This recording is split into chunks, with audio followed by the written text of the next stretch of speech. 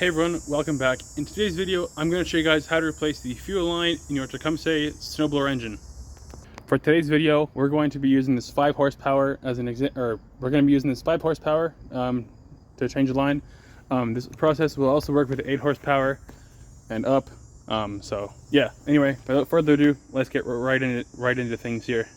So the first thing we're going to do is drain out the old fuel that's in this tank out of the valve here. We're going to put it into this container because this is what I like to put my old gas in. So I'm going to get this draining out. So all I'm going to do is just connect this line here and drain it into here.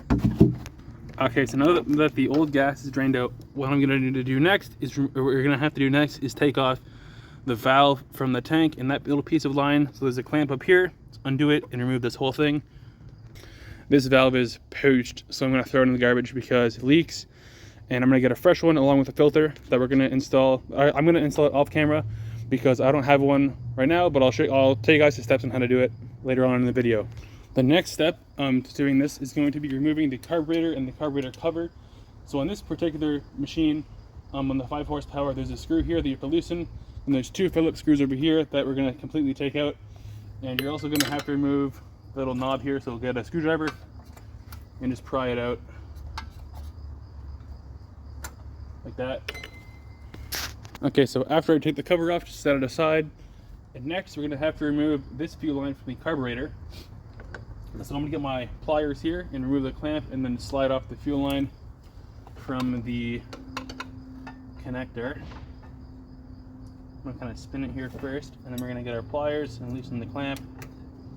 Slide it back like this.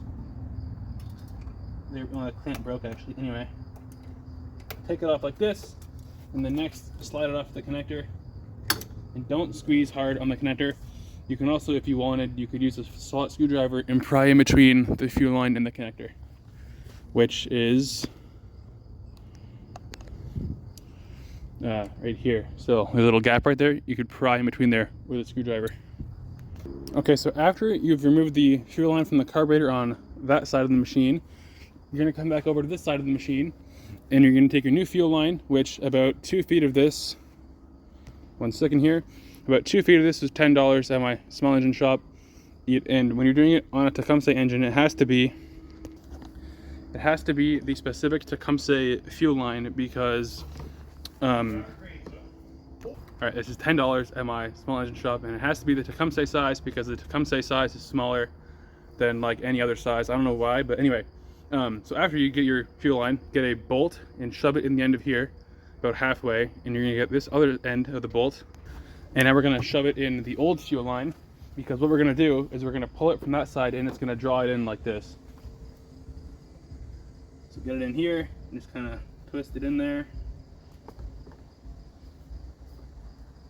There we go.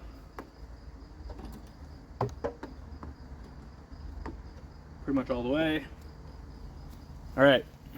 Okay, so what I'm gonna do next is I'm gonna pull from over here on the old fuel line, and I'm gonna guide the new one in, and it's gonna pull it all the way through the engine. Okay, so I've started pulling it through, and I'll do the last half with you guys. So I'm pulling it here with a clean hand or a dirty, and I'm gonna feed it through like this. And there we go. The new end of the fuel line is at this side. So now what you're gonna do is you're gonna unscrew the bolt from it, and then hook it back up to the carburetor, and there you go. The hard part is over.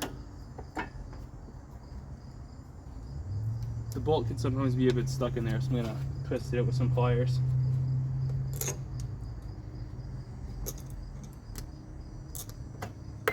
There we go. I'm gonna pull this back a little bit because it's a bit long. I'm gonna hook it on the carburetor. Need our pliers just to pull it on. There we go. Now after we have it on the carburetor side, we're gonna cut it to length for the gas tank. Okay, so as I have a lot of extra line hanging out here, we're obviously going to have to make it shorter. So for this, I'm gonna leave about this much because I'm going to install a fuel filter and a fuel shut off. So I'm gonna leave about this much in the inlet. If the outlet is right there where my finger is. So what I'm going to do now is just cut the line right here and connect it to there for now, and then off camera I'll install a fuel filter and a fuel shutoff. And now all you've got to do is reinstall your carburetor cover, and then that's it.